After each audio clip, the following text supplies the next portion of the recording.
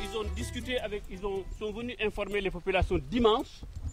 Le lundi, ils ont commencé à faire cette route. Okay. Le jeudi, ils ont commencé à verser. Voilà. En peu de temps, ils ont tout fait. Ils ont tracé le chemin, puis ils ont commencé à verser la poubelle. Sans autant que vous ayez votre opinion. Même pas.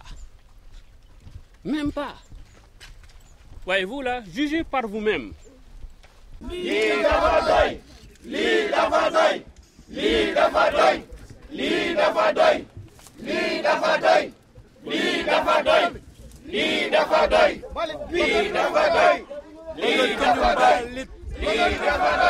ci biir dëkk bi bëggatuñu mbaalit ci biir dëkk bi bëggatuñu mbaalit ci biir dëkk bi bëggatuñu mbaalit ci biir dëkk bi bëggatuñu mbaalit ci biir dëkk bi bëggatuñu mbaalit ci biir dëkk bi bëggatuñu mbaalit ci biir dëkk bi bëggatuñu mbaalit ci biir dëkk bi.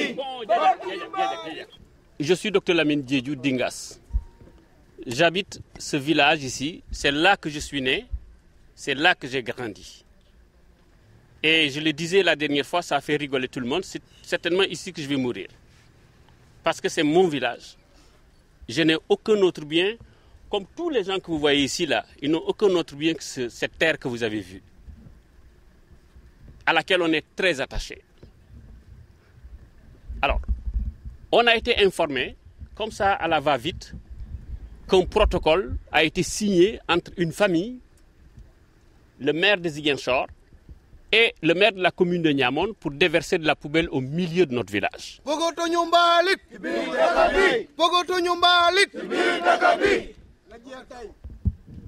Protocole qui s'est fait en catimini, dans l'ombre et dans l'opacité la plus totale. Ils sont venus à la dernière minute, lorsqu'ils ont signé le protocole en cachette.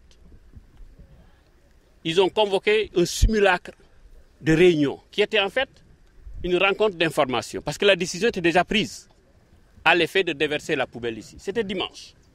Dimanche combien? 6. Enfin, ça fait 2 semaines. Dimanche, simulacre de rencontre, d'information. Lundi, mardi, commence à déblayer la route que vous avez vue pour faire passer les camions, puis jeudi, commence à déverser. On nous a pris de court.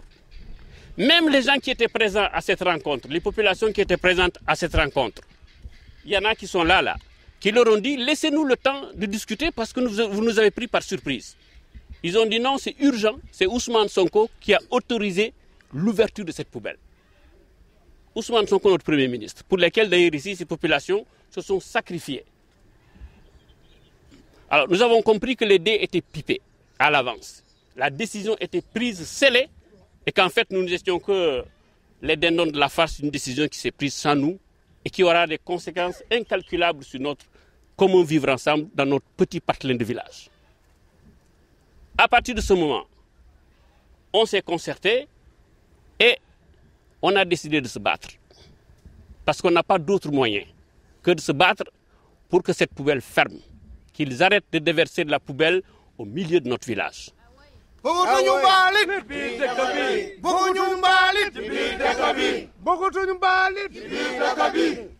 Ces paysans-là que vous voyez derrière moi, là, c'est des gens sans moyens, des gens sans défense.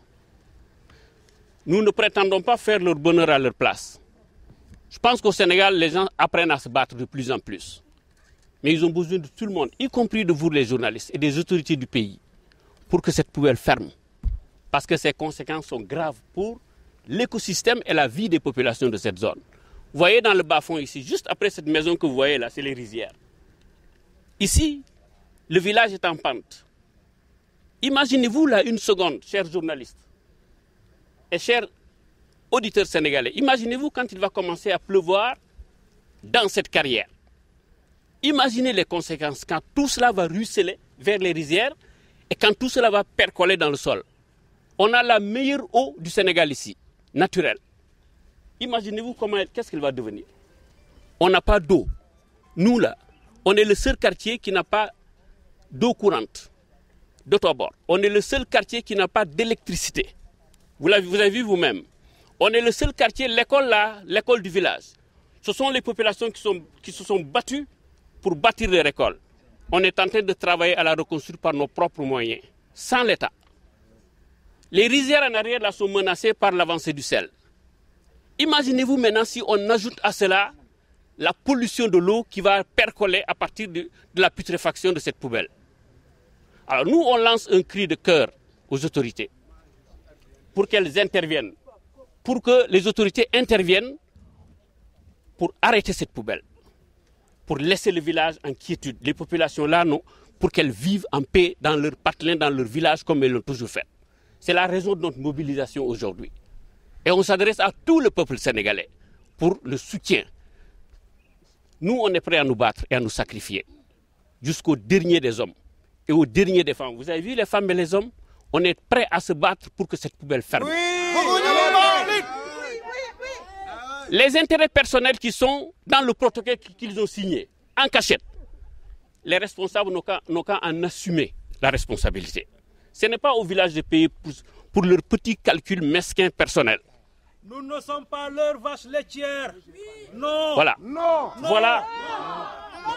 Voilà notre déclaration. Regardez là, ça fait 2 semaines qu'on a fait une conférence de presse à la même place. Ça fait 2 semaines qu'on a fait une conférence de presse à la même place. Jusqu'à présent, ils continuent tous les jours de verser de la poubelle comme si de rien n'était. On a même appris les riverains parce qu'il n'y a rien qui est caché. Maintenant, ils commencent même à verser la nuit. D'ici quelques semaines, là, la carrière là, que vous voyez là, elle fait plus de 15-20 mètres de profondeur et va être remplie. Vous pensez que c'est normal? On est en train de faire les démarches pour que les hautes autorités de ce pays-là soient informées. Le maire de Niamone, là, il nous méprise. Il méprise les populations et les doléances des populations parce qu'il a un intérêt dedans. Il l'a dit lui-même. On ne va pas rentrer dans les détails. D'ailleurs, j'en profite pour dire à ce maire, s'il a confiance en son projet, que son projet est bon pour la population, je l'invite personnellement, je le parle à titre personnel, à un débat public. Et je vous prends à témoin les journalistes. Organisez ce débat-là pour que le maire vienne nous expliquer en quoi son projet est bénéfique. Je ne dis pas pour lui, mais pour la population. On va discuter entre nous. Mais c'est sûr qu'on va lever la lutte d'un cran. C'est certain. On va utiliser toutes les méthodes possibles pour que cette carrière soit fermée. On est déterminé à cela. On va lever... Ce n'est pas à moi de décider pour tout le monde. On va se concerter, on va développer des méthodes plus musclées pour que cette carrière ferme. On ira jusqu'au bout, sans fléchir. Je vous le dis en toute responsabilité parce que je discute avec ces populations. Moi, c'est Mohamed Endin, je suis le président de la jeunesse de Tobor. Nous sommes ici réunis pour parler de la situation qui prévaut actuellement concernant les ordures à ciel ouvert. C'est une situation vraiment délicate. D'autant plus que depuis quelques semaines, la population de Tobor, particulièrement celle de Boutoumol, est en train de pleurer. Les conséquences sont énormes. Les chiens sont en train de mourir, les moutons sont en train de mourir et la population en souffre. Auparavant, avant ce dépotoir, il n'y avait pas de mouches à gogo, il n'y avait pas aussi de moustiques. Mais actuellement, la population de Boutoumol ne peut plus dormir correctement comme il le faisait auparavant. La nuit, ils sont dehors, mais actuellement, ils ne peuvent pas le faire.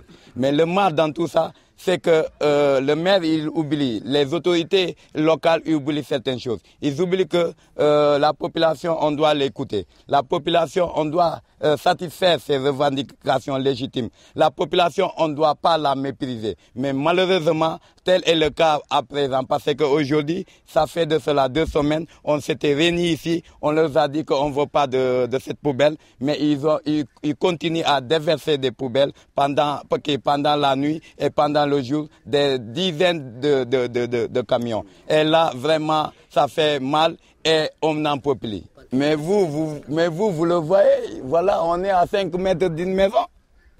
Là, est-ce qu'une personne sensible, une personne réfléchie, donnera comment dirais-je, le deal, ne fera jamais un deal par rapport à ça.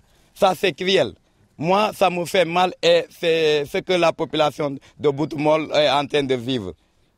Et aujourd'hui, qu'est-ce que vous comptez faire? Moi, je suis du genre à ne pas tourner autour du pot. 2 semaines est là. On a crié, rien n'est fait. On nous a pris la paix. Nous sommes des gens, des faiseurs de paix. Mais à un moment donné, il faut réagir comme les Américains.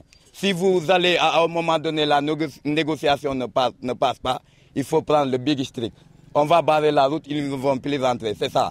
Moi, je ne vais pas tourner autour du pot. Ouais, on est prêt à subir tout, à subir les conséquences. Parce que nous savons que nous sommes dans la légalité, nous sommes dans la vérité. Et comme on le dit, la désobéissance sociale est un devoir sacré si l'État est un homme ou corrompu. Oui.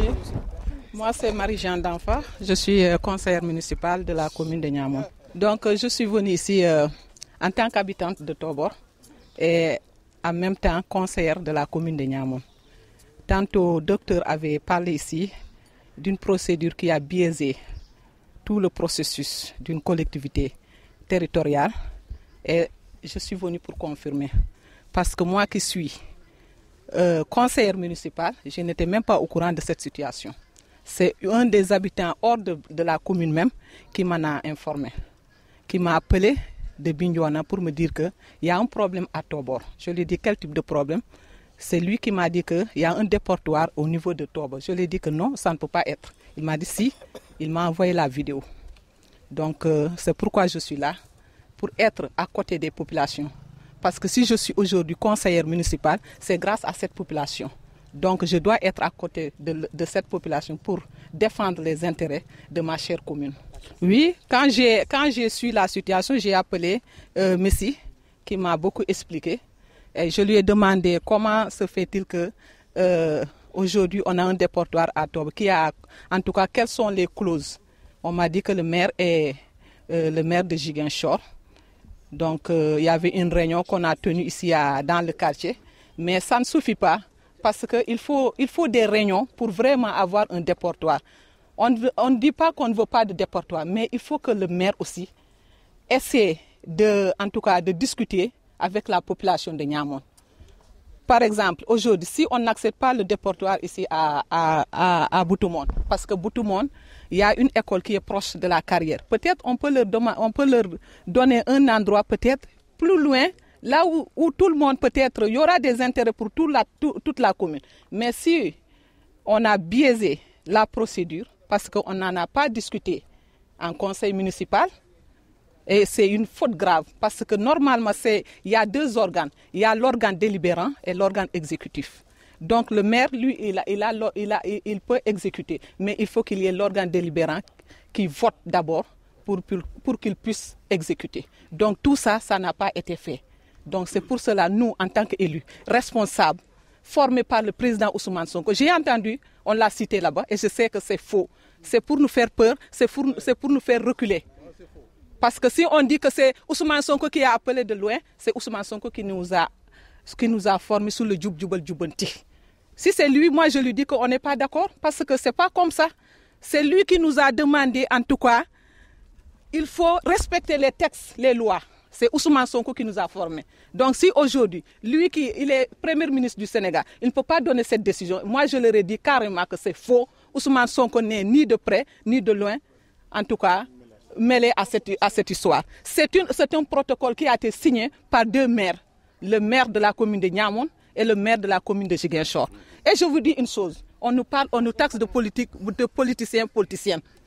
Moi je suis du parti PASTEF. J'ai évolué dans le parti PASTEF, je n'ai jamais fait de la politique. Si aujourd'hui le maire Atta Badji accepte ce projet, parce qu'il veut faire un lien avec le maire de Ziguinchor qui est proche de Ousmane Sonko. Et c'est ce qu'on va refuser. Moi, si c'était de la politique, j'allais soutenir le maire de Ziguinchor parce qu'il est de mon parti, Djibril Sonko. Il est du parti PASTEF.